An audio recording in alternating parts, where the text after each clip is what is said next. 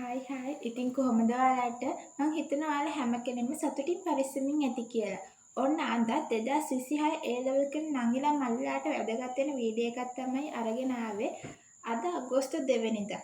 අද ඇරුණාම තව දවස් 7යි තියෙන්නේ 2026 A level exam එකට. ඉතින් මේ වීඩියෝ එක අරන් ආවේ 2026 A level කරන නංගිලා මල්ලිලා වෙනුවෙන්මයි. ඉතින් මේ වීඩියෝ එකකින් අද මම ඔයාලත් එක්ක ෂෙයා කරගන්න හදන්නේ දවස් 7ක ස්ටඩි ප්ලෑන් එකක්. කොහොමද අන්තිම දවස් 7 ඔයාලගේ මුළු සිලබස් එකම කවර් කරගෙන ඔයාලගේ ඉතුරු වැඩ ටික ප්ලෑන් කරගන්න කියලා. අද මම කතා කරනවා. ඇත්තටම මේක හුඟක් සාර්ථක ක්‍රමයක්. මොකද මම A level කරන කාලේ මම අත්දැකීමෙන්ම දන්නවා මම මේක කරපු නිසා. ඉතින් තවත් අය මේක කරලා ඇති. ඉතින් ඔයාටත් පුළුවන් මේක try කරලා බලන්න. ඉතින් අපි බලමු කොහොමද ස්ටඩි ප්ලෑන් එක හදාගන්නේ කියලා.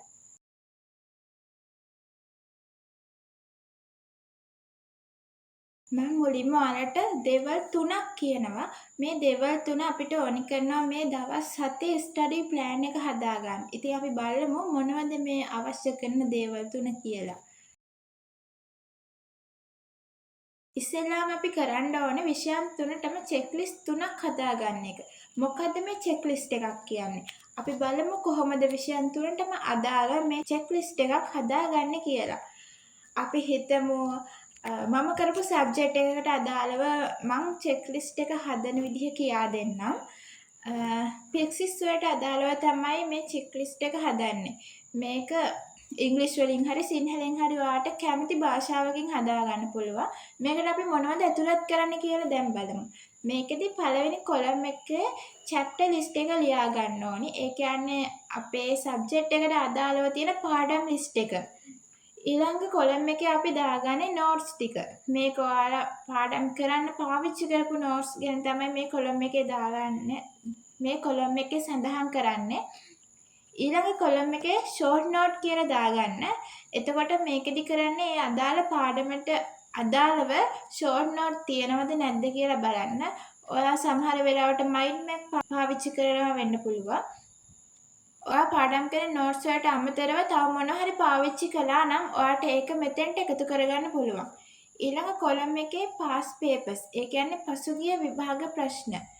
ඊගාවට අන්තිම කොලම් එකට අපි revision කියන එක දාගන්නවා.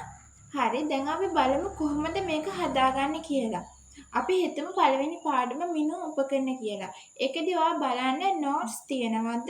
ඔයා ඒවා බලලාද?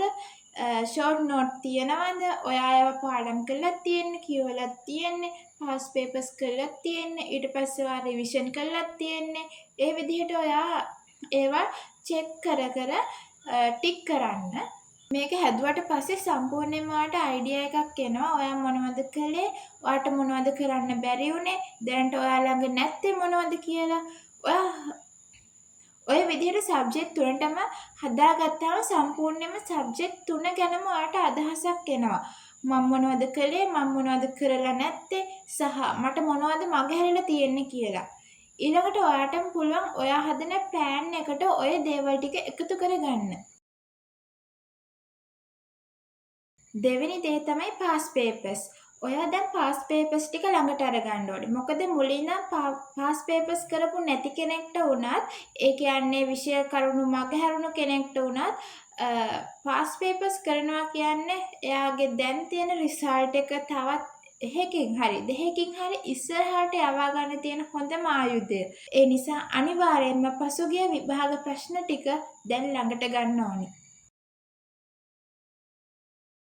තුන්වෙනියට ඔයාට ඕනි කරන දෙයක් තමයි ස්ටඩි ප්ලෑන් එකක්.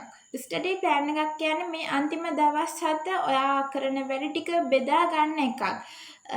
ඉතින් මම කලින් කරපු වීඩියෝ එකේදී කොහොමද ස්ටඩි ප්ලෑන් එකක් හදාගන්නේ කියලා මම ඔයාලට කියා දෙනවා. ඉතින් මේ වීඩියෝ එකෙන් ඒ ගැන මම කතා කරන්න යන්නේ නැහැ. ඔයාලට පුළුවන් මේ වීඩියෝ එක බලලා ඔයාගේ ස්ටඩි ප්ලෑන් එක හදාගන්න.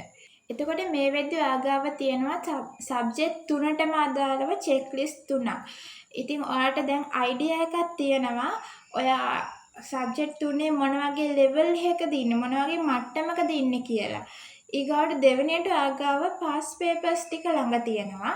ඒ තමයි F එකක් S එකක් කරන, S එකක් C එකක් කරන, C එකක් B එකක් කරන, B එකක් A එකක් කරන, A එකක් A+ එකක් කරන ආයුධය. තුන්වෙනි දේ තමයි ස්ටඩි ප්ලෑන් එක. ඔයාලට දැන් ස්ටඩි ප්ලෑන් එකකුත් තියෙනවා. මේ අන්තිම දවස් 7 කොහොමද වැඩ කරන්න කියලා. එතකොට මේ අන්තිම දවස් 7 ඔයාගේ අනිත් බාහිර වැඩ දාගන්න එපා. ඔයා යන ගමන් බිමන් ඔයා මූවිස් බලනවා නම් ඒවා සහ සෙල්ලම් කරනවා නම් ඒ වගේ දේවල් මේ ස්ටඩි ප්ලෑන් එක ඇතුළට දාගන්න එපා. මොකද පොඩ්ඩක් කැප කරන්න ඕනේ මේ අන්තිම දවස් 7 යන්නේ. ඔයාලට ඉස්සරහට දිග නිවාඩුවක් එනවා මේ දවස් කීපය ඒ ටාගට් එක වෙනුවෙන් මහන්සි වෙන්න. ස්ටඩි ප්ලෑන් එකේ වීඩියෝ එකත් අනිවාර්යයෙන්ම බලන්න. ඉතින් දැන් අපි බලමු කොහොමද අන්තිම දවස් 7 වැඩ කරන්න කියලා. පළවෙනි දවස් 3 කරන්න ඕනේ ඔයා හදාගත්ත චෙක්ලිස්ට් එකට අදාළ විෂයන් 3 තියෙන අඩුපාඩු ටික කවර් කරගන්න එක. මේකෙදි ඔයාලට දවස් 3ක් තියෙන නිසා එක දවසකට එක සබ්ජෙක්ට් එකකට වෙන් කරගන්න පුළුවන්. අපි හිතමුකෝ මම A-level වලට කළේ combined maths, physics, chemistry. මම කරපු සබ්ජෙක්ට් 3 ගැන මම කියන්න. දැන් අපි හදාගත්ත චෙක්ලිස්ට් එකට අදාළව පළවෙනි දවසේ මම combined maths ටික කවර් කරගන්නවා. දෙවෙනි දවසේ මම physics කවර් කරගන්නවා. තුන්වෙනි දවසේ මම chemistry කවර් කරගන්නවා. ඔය විදිහට තමයි මුල් දවස් 3 අපි වැඩ කරන්නේ. මේකදී ඔයාලට කරන්න තියෙන ඔයාගේ චෙක්ලිස්ට් එකට අදාළව ඔයා අඳුරගත්ත, ඔයා මාක් කරගත්ත, ඔයා තව මදි කියලා හිතන, ඔයාලා දුර්වලයි කියලා හිතන, ඔයාට තව කරන්න තිබ්බනම් කියලා හිතන දේවල් ටිකට අදාළව ඔයාට දැනෙන, ඔයාට තේරෙන විදිහට අඩුපාඩු ටික හදාගන්න එක. ඊළඟට දෙවෙනි දවස් 3ට අදාළව අපි කරන්න ඕනේ පාස් පේපර්ස් ටික. මම කියවනේ පාස් පේපර්ස් ටික ළඟට ගන්න කියලා. අපි පාස් පේපර්ස් ටික මම රෙකමන්ඩ් කරන්නේ අවුරුදු 5ක්වත් ආපස්සට කරන්න ඕනේ. පාස් පේපර්ස් කරනවා කියන්නේ අපි ටයිම් එක තියලා පාස් පේපර් එක කරන්න ඕනේ. මාකින් ස්කීම් එක බලන්න ඕනේ. විවරණ තියනවා නම් අපි ඒක බලන්න ඕනේ. කොහොමද උත්තර එන්නේ? මේ කොහොමද අපි ගාන හදන්නේ? ඒ විදිහට විවරණේ බලන්න ඕනේ. මේ විදිහට පාස් පේපර්ස් වලට මුල් තැන දීලා මේ දෙවෙනි දවස් 3 අපේ සබ්ජෙක්ට් වලට අදාළව ටයිම් එක හදාගන්න ඕනේ. අඩුම තරමේ අවුරුදු 5ක්වත් කරන්න ඕනේ. ඉතින් අන්තිම දවස් 7න් පළවෙනි දවස් 3 අපේ චෙක්ලිස්ට් එකේ අඩුපාඩු ටික හදාගන්න වෙන් කරගත්තා. දෙවෙනි දවස් 3 අපි පාස් පේපර්ස් වලට සබ්ජෙක්ට් 3 පාස් පේපර්ස් වලට අවුරුදු 5ක් ආපස්සට මම රෙකමන්ඩ් කරන විදිහට අපි ඒ විදිහට වෙන් කරගන්නවා. තව දවසක් ඉතුරුනේ. ඒ දවස දැන් 10 වෙනිදා එක්සෑම් එක ලියන අයට නම් ඒ දවසේ සබ්ජෙක්ට් එකට අදාළව වෙන් කරගන්න පුළුවන්. 10 වෙනිදා සාමාන්‍යයෙන් තියෙන combined maths බයෝනේ.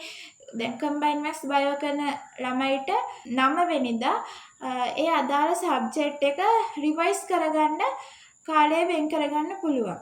අන්තිමට මට කියන්න තියෙන්නේ ඔයාව විශ්වාස කරන්න. ඔයාට කරන්න පුළුවන් කියලා. ඉතින් මේ වීඩියෝ එක බලන හැම කෙනෙක්ටම ඔයා විශ්වාස කරනවා නම් මේ දේ කරන්න පුළුවන් කියලා ඔයාට අනිවාර්යයෙන්ම ඒ දේ කරන්න පුළුවන්. ඉතින් මේ අන්තිම සතියේ මේ ප්ලෑන් එක try කරලා බලන්න. ඒත් එක්කම 100%ක් ඊටත් වඩා ඔයාව විශ්වාස කරන්න. මේ එක්සෑම් එක හොඳින් කරන්න පුළුවන් කියලා. ඉතින් මේ පාර එක්සෑම් කරන අංගිලා මයිලා හැමෝටම මම විශ් කරනවා ජයෙන් ජයම වෙන්න කියලා. ඉතින් තව ලස්සන වීඩියෝ එකකින් ආයි හමු වෙමු. එතක බයි.